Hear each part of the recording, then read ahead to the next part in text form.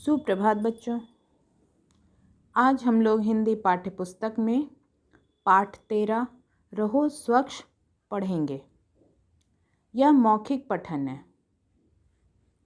तो सब बच्चे अपनी हिंदी किताब निकालेंगे और आज का डेट डालेंगे। इस पाठ में रोहन अपनी दादी माँ, दादाजी और बहन से साफ सफाई से रहने का तरीका सीखता है। आइए पाठ पढ़ते हैं। आज रविवार है। रोहन बरामदे में खेल रहा है। पास ही दादी माँ मटर छील रही हैं। दादाजी अखबार पढ़ रहे हैं। दादी ने देखा कि रोहन बार बार अपने कपड़ों से पसीना पोंछे जा रहा है। वह कभी सिर को तो कभी हाथ पैरों को खुजला भी रहा है। दादी माँ रोहन को अपने पास बुलाती हैं। दादी माँ रोहन को बुलाती हैं। रोहन, जरा मेरे पास तो आओ। रोहन दादी से कहता है। अभी आया दादी माँ। रोहन उनके पास जाता है।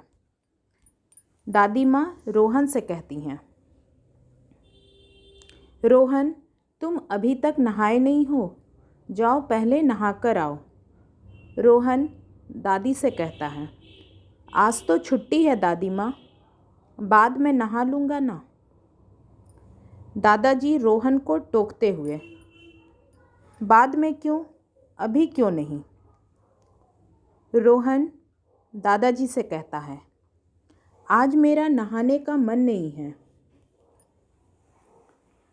दादाजी रोहन से कहते हैं, भला इसमें मन होने या ना होने वाली क्या बात है, नहाना तो रोज चाहिए। जरा देखो तुम्हारे शरीर से कितना पसीना निकल रहा है। रोहन की बहन श्वेता वहाँ आ जाती है। श्वेता दादाजी से कहती है, दादाजी देखो तो पसीने से इसे बार बार खुजली भी हो रही है और इसकी गर्दन पर कितना मैल जम गया है। रोहन, पर दादाजी।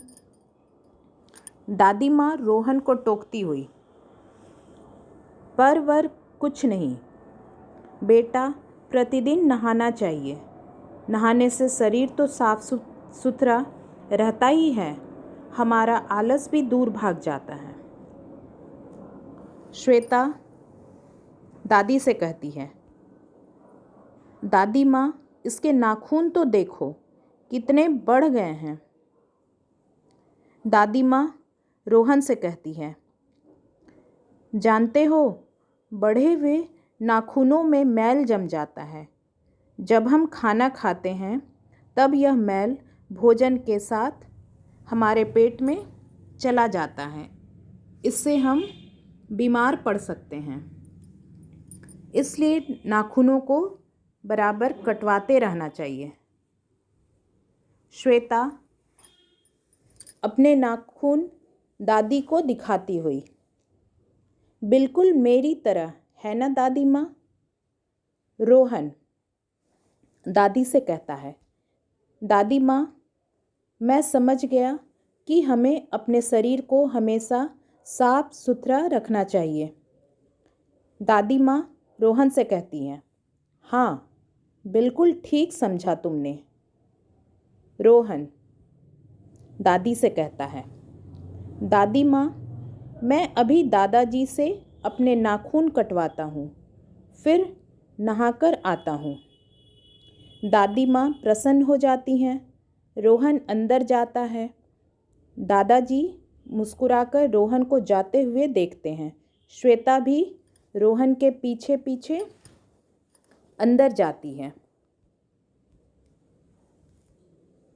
तो बच्चों, इस पाठ को दोबारा सही उच्चारण के साथ जोर जोर आप लोग घर में पढ़ेंगे और कठिन शब्दों को 3 बार कॉपी में लिखेंगे और याद भी करेंगे। धन्यवाद।